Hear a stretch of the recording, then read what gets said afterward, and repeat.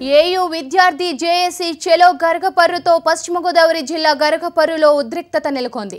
గరగపర్రుకు వెళ్లే అన్ని మార్గాల్లో పికెటింగ్ నిర్వహిస్తున్న పోలీసులు భారీగా తనిఖీలు చేపట్టారు. గుర్తింపు కార్డు ఉంటేనే గరగపర్రు గ్రామంలోకి అనుమతిస్తున్నారు. పోలీసులు భారీగా మోహరించడంతో గ్రామంలో పరిస్థితి ఉద్రిక్తంగా మారింది. ఇక దీనిపై మరింత సమాచారం మా రిపోర్టర్ శేషు అందిస్తారు. శేషు, ప్రస్తుతం గరగపర్రులో పరిస్థితి ఏ విధంగా ఉంది? ప్రస్తుతం గరగపర్రులో హై టెన్షన్ వాతావరణం నెలకొంది. ఎందుకంటే గరగపర్రు వెళ్లే అన్ని మార్గాల్లో కూడా పోలీస్ పికెట్లు ఏర్పాటు చేశారు. బయట వ్యక్తులను కానీ వాహనాలను కానీ ఏవి కూడా గరగపర్రు పంపించడం లేదు. ఎందుకంటే ఇటు ఆంధ్ర యూనివర్సిటీ, ఆంధ్ర దళిత జేఏసీ చెలో గరగపర్రుకు పిలుపునిచ్చింది.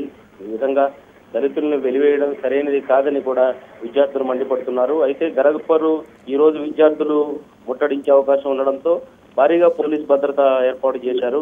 ఎవరిని కూడా అలౌ చేయడం లేదు. అంతేకాదు ఇటు విద్యార్థులు ఏ మార్గాల్లో వస్తారో ఆ మార్గాల్లో క్షుణ్ణంగా బస్సులను కూడా వదలకుండా తనిఖీలు చేస్తున్నారు.